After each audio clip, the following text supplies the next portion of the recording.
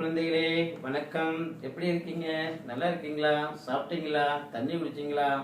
சரி சரி. இன்றைய சிந்தனை உண்மை.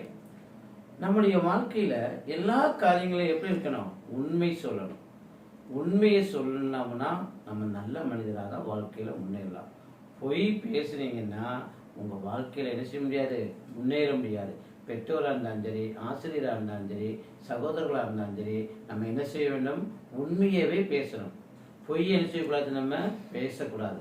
உண்மை எந்த தவறா செய்தாலும், ஆமாப்பா நான் தவறு செய்தப்பா, என்னை மன்னிச்சிருங்க அப்படின்னு நீங்க சொன்னீங்கன்னா தண்டனை கிடைக்காது. ஆனா பொய் சொன்னா, டேய் பொய் சொன்னியா அப்படின்னு நினைச்சாங்க அப்பா அம்மா அடிக்கிறாங்களா இல்லையா?